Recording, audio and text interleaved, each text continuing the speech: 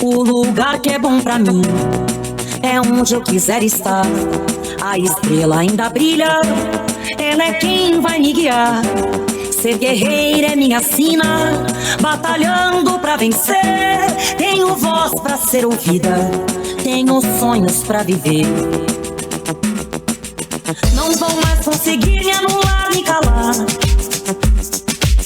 Ninguém vai me impedir de cantar e lutar.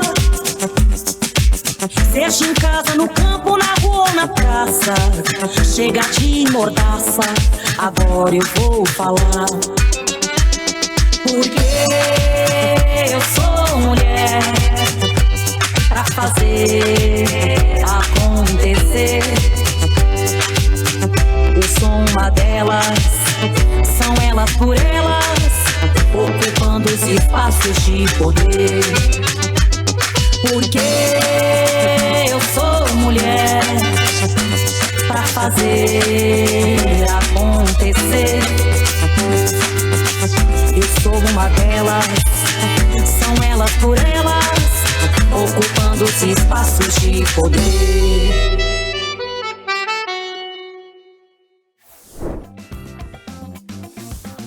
Nesta semana, nós discutimos sobre luta por autonomia das mulheres. E hoje preparamos um resumo com os pontos mais importantes.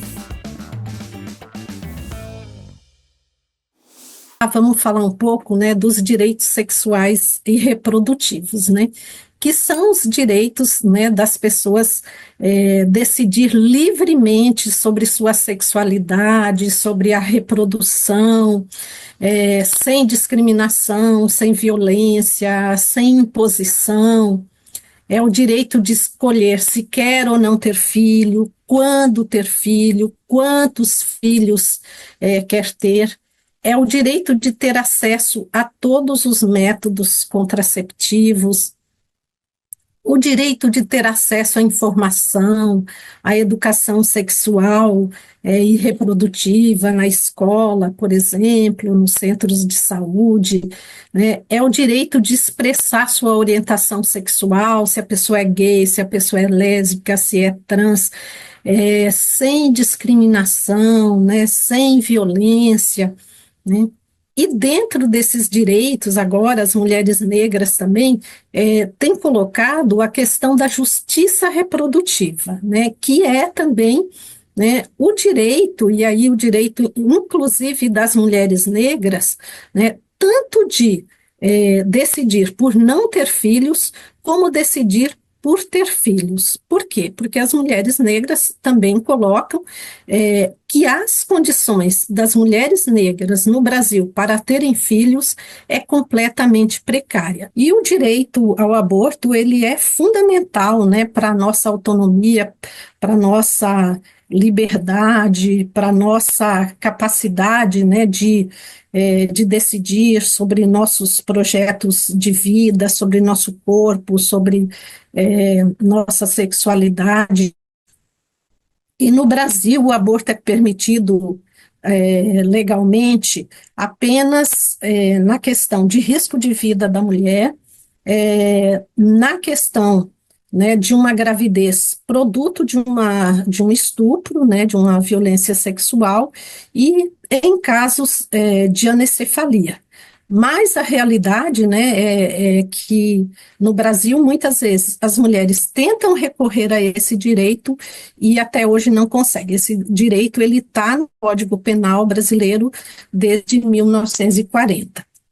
Mas tem uma outra realidade no Brasil, que é a realidade do aborto clandestino, que, segundo dados aí do Ministério da Saúde, no Brasil acontecem cerca de 700 a 1 milhão de abortos realizados de forma clandestina, ou seja, feito através de comprimidos, como o Citotec, que é muito seguro, mas também, às vezes, é feito de forma muito precária, em clínicas precárias, resultando em sequela, resultando em morte. O Ministério da Saúde coloca o aborto como a quinta causa da mortalidade materna. E a gente sabe, né, que a clandestinidade do aborto traz riscos desiguais, né? São principalmente as mulheres pobres, né, as mulheres e as mulheres negras, né, que sofrem com a clandestinidade do aborto, que fazem o aborto de forma mais precária, né? E quem são as mulheres, né, que abortam no Brasil? São mulheres de todas as idades, de todas as classes sociais, inclusive de todas as religiões, católicas, evangélicas, todas as religiões. E aí, a proibição, né, do aborto, né, na sociedade está relacionado com o não reconhecimento, né, que isso vem lá historicamente da filosofia, das religiões, né, de mulheres como sendo seres em si, como não sendo completas, como se as mulheres fossem irresponsáveis, como se as mulheres não tivessem discernimento, né, para tomar decisão sobre sua vida, sobre sua sexualidade, né? Então, essa é a visão desses setores, né, conservadores que tentam manter, né, a proibição do aborto na sociedade, né?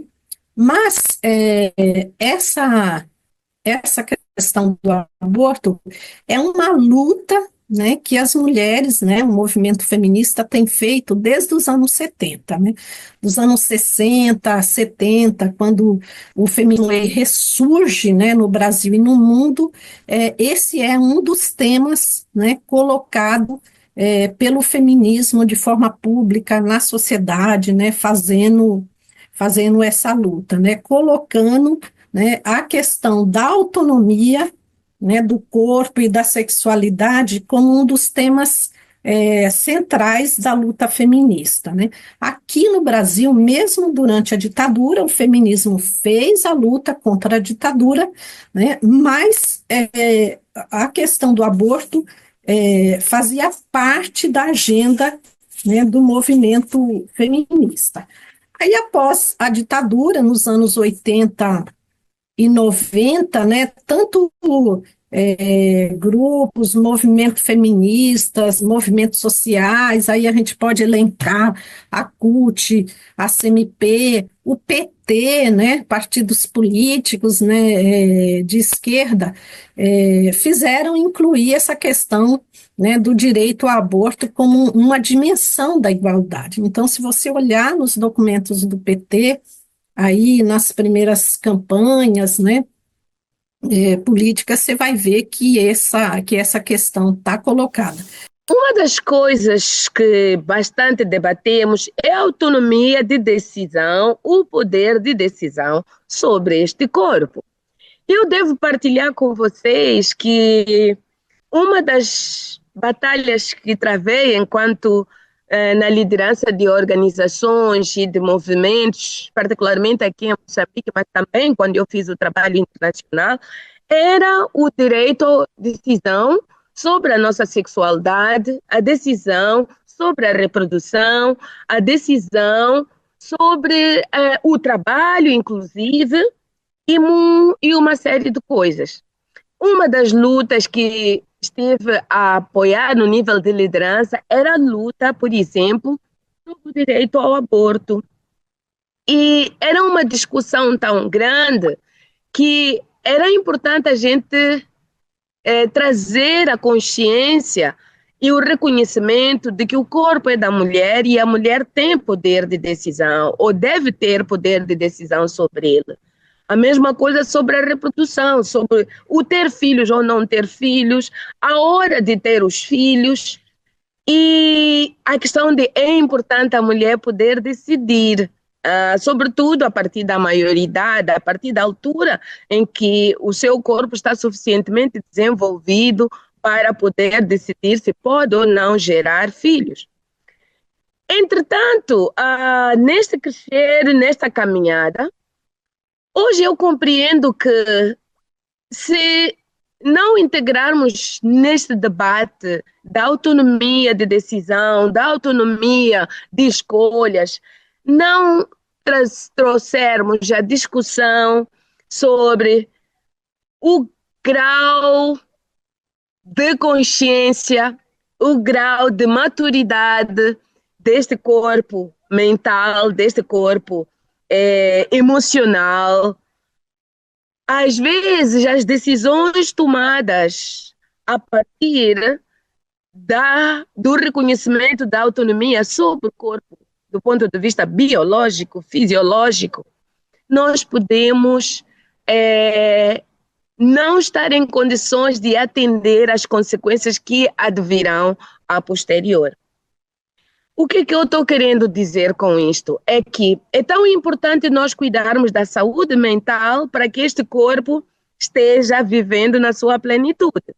É tão importante que a gente esteja cuidando da saúde emocional para que este corpo esteja vivendo uma verdadeira autonomia e que as decisões autônomas tomadas possam dar conta de tudo que advém em consequência do ponto de vista emocional, mental, espiritual e por aí vai.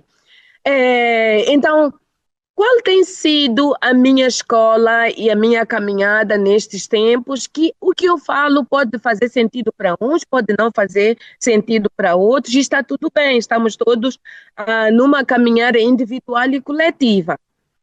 É que eu procuro compreender o meu corpo a partir de uma narrativa que me conecta com a natureza.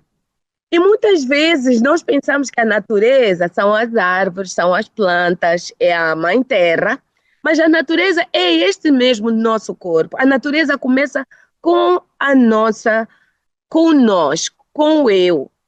Porque este corpo biológico é um corpo gerado pela natureza, pela capacidade de ele viver com a natureza, de ele viver. É por isso que este corpo, se a gente o coloca um alimento vivo, um alimento orgânico, um alimento produzido a partir da matéria natural, orgânica, ele tem maior capacidade de viver e se reproduzir do ponto de vista das suas células, do ponto de vista da manutenção da sua energia que é autogerada, a energia que nos mantém vivos, a energia vital. Tudo isso vem e advém da natureza. A criação do decreto 7.508, que é de 28 de junho de 2011, que regulamenta a Lei 8080/90, a Lei Orgânica da Saúde, né?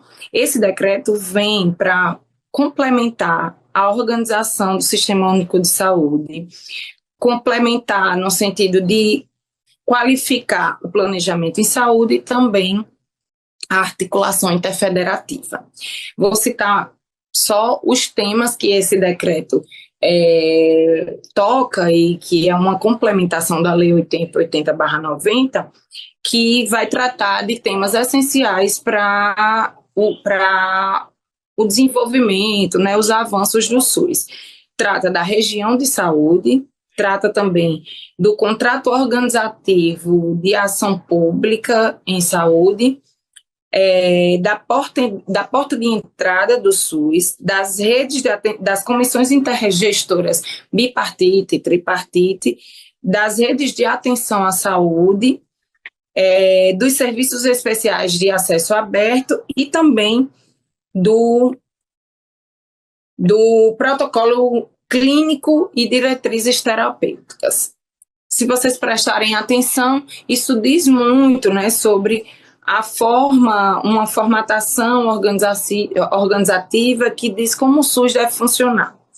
Por que eu estou falando um pouco desse contexto mais macro, né, da organização do SUS? Porque está relacionado diretamente com a saúde da mulher. Né? Esse formato, aí eu vou me ater um pouco mais profundamente sobre as redes de atenção à saúde, que dialogam diretamente com esse ciclo de vida, né, que a gente chama, né, esse recorte da política de saúde, que é o recorte da saúde da mulher.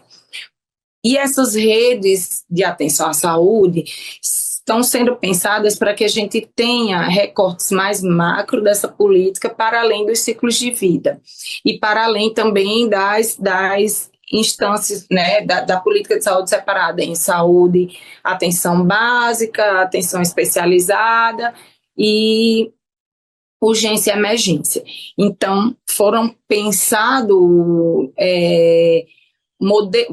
um modelo organizativo em redes e, inicialmente, né, existem as redes prioritárias de saúde, que estão organizadas em Rede Cegonha, que é uma rede voltada para a gestação, né, para o binário mãe e bebê, né, a gestante e o recém-nascido, que se chama Rede Cegonha, rede de atenção às pessoas com deficiência, rede de atenção às pessoas com condições crônicas, rede de atenção psicossocial, que é voltada às questões de saúde mental, e rede de urgência e emergência. Essas redes prioritárias, se a gente for olhar para cada uma delas, existem recortes, o recorte de mulheres está, né, a linha de cuidado voltada às mulheres está transversalizada entre essas redes de atenção à saúde. E aí eu vou citar um pouco de onde as mulheres se encontram nesse contexto. E por que eu considero um avanço? A rede Cegonha cuida dessa questão do parto e nascimento, então a gente vai pensar, vai cuidar do quê? Da organização dessa rede para que a mulher e o recém-nascido consigam ter todo o cuidado integral quando se trata de parto e nascimento.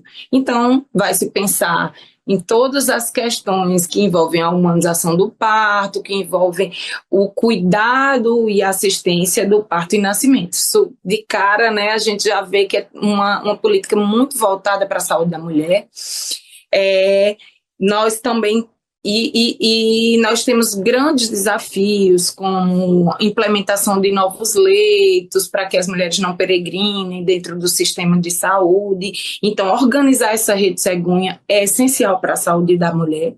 Nós temos também a rede de pessoa com deficiência, né? Um alto índice de mulheres com deficiência e que têm seus direitos violados cotidianamente pelo capacitismo, mesmo dentro do sistema de saúde. A rede de atenção às condições crônicas, nós temos condições crônicas muito importantes que, né, são questões de saúde que tiram a vida das mulheres ou que tiram as condições, né, fisiológicas adequadas da vida dessa mulher, que, por exemplo, um exemplo muito nítido é o câncer de mama, né, que acomete muitas mulheres e também é bem letal, se não diagnosticado precocemente. Então, a forma de organizar essa rede, isso sem falar das doenças autoimunes que estão muito em alta, com as mulheres, né, muitas mulheres, um índice muito alto de mulheres desenvolvendo doenças crônicas e que precisam conviver em sociedade, né, precisam do atendimento, de reabilitação que envolve a rede de pessoas com deficiência. Essas redes vão se sobrepondo, né, vão se entrelaçando, por isso que tem esse conceito de rede. E temos a RAPS também como prioritária, que é a rede de atenção psicossocial, né? É importante salientar que o adoecimento das mulheres, da saúde mental das mulheres é muito alto, por toda a tripla jornada de trabalho, todas as violências que nós mulheres sofremos na sociedade, todo o contexto, né, machista, patriarcal, misógino, que nos leva para uma vida insalubre, uma vida com várias questões que mexem com o nosso emocional. Vou citar um pouco as mulheres negras, né, que têm um processo de violação de direitos muito altos, mulheres de comunidades tradicionais também, e que inclusive sofrem um luto muito, né, um número muito extenso de luto, né, de perda dos filhos, para uma violência, sofrem mais violências domésticas familiar e do próprio sistema, né, com desemprego, com as questões de vulnerabilidade. Então, a rede de saúde mental, de atenção psicossocial, é essencial para as mulheres, é essencial que nós mulheres, em especial as de maior vulnerabilidade, acessem ao cuidado de saúde mental e a rede de urgência e emergência, né? O Brasil não conhece a história dos brasileiros, não conhece a história do seu próprio país. E a história das comunidades quilombolas vai também nesse bojo do pouco conhecimento, né? E aí a gente tenta, né, ao longo desses anos, a CONAC, aí, ao longo dos seus 30 anos, a recontar essa história de uma forma onde nós possamos dizer quem somos, como vivemos e como estamos, né, na luta e na construção desse país até os dias atuais. Bom, especificamente sobre a saúde, eu quero tratar sobre dois eixos importantes para nós. Primeiro, é sobre a saúde na nossa visão e no nosso modo de viver quilombola, que é a saúde de uma forma ainda precária em muitos locais, mas também com muito conhecimento popular e com muito saber popular. Né? Então, a gente tem lá no nosso quilombo, no nosso quintal, o nosso remédio, né, que é muito usado, né, o anador a gente ainda tem em planta. Então, a nossa relação com a planta, que é uma relação que nós obtemos ainda com o território, né? Porque o território para nós é além, né? Ou não é só mercadoria, e sim um espaço de reprodução de saber, reprodução de conhecimentos e também de valorização de pequenos gestos que hoje estão tão, né, modificados, mas que para nós é muito importante. Então, a nossa relação com esse modo da saúde tradicional, dessa forma de fazer com que a gente ainda mantenha os laços muito ligados com nossos antepassados, com os nossos antecedentes e com quem nos antecederam nessa luta, de olhar para a saúde também com esse cuidado. E o segundo, e nesse cuidado, nós estamos falando também da saúde mental, né? E hoje, aqui, nesse momento, eu estou em Salvador, numa oficina de defensores e defensoras de direitos humanos, onde a gente está aqui com 60 lideranças quilombolas do estado da Bahia, onde o ponto que eu saí agora foi exatamente falando sobre saúde, né? Dessa ferramenta tão importante para a implementação das políticas públicas, mas para o bem-estar e também para a forma com que nós lidamos com as nossas lutas e com as violências diárias que o nosso povo vem enfrentando e vem sobrevivendo, acho que essa que é a palavra, durante todo esse tempo. E aí, como é que está a nossa saúde mental? Como é que está, como que a gente, né, vivendo com tantas violências, com racismo, que é um crime tão violento, que é um crime que afeta diariamente e diretamente as nossas vidas, como é que a gente ainda consegue fazer esse modo de luta, né, com a nossa saúde tão abalada, com a nossa saúde tão prejudicada, com a nossa saúde física e mental tão fragilizada e vulnerabilizada como nós estamos agora, e a importância da gente fazer esses espaços de cura, esses espaços de cuidados, esses espaços de debate para avaliar. Porque a gente também acredita que o nosso debate também ele tem que passar para além só das ditas reclamações propriamente ditas de que a saúde não funciona, de que nos nossos territórios não tem postos de saúde, de que enfim, a gente tem tantas reclamações, né? E a gente nesse processo nós fizemos uma outra dinâmica, que é de dizer do que a gente espera dessa saúde, o que a gente almeja desse espaço e como é que a gente pode fazer com que essa saúde ou o processo da política pública da implementação da saúde chegue até os nossos territórios para atender não só a demanda do nosso povo, que é muitas, mas a saúde desde ter o acesso ao acompanhamento na gestação, ao parto humanizado, as doenças que nos afetam, como doenças tão, né, que a gente levantou um monte, como diabetes, colesterol, enfim, tantos outros tipos de doenças que são contemporâneas a esse momento que nós estamos vivendo. mas também qual é a nossa crítica construtiva para uma situação de um programa que é importante para o brasileiro, porque o SUS ele é um patrimônio do povo brasileiro. E como patrimônio, nós precisamos cuidar desse patrimônio para que ele fique mais fortalecido, que ele atenda ainda mais às demandas das comunidades, em especial as comunidades do campo, da água e da floresta. E aí nós, quilombolas, estamos colocados nesses processos, né, de campo, água e floresta, mas também com que ele atenda definitivamente uma camada da sociedade importante que vem fazendo a luta diária de uma forma utópica, vamos dizer assim. Fique com o TV Elas por Elas Formação, que semana que vem tem mais. Te espero na segunda-feira.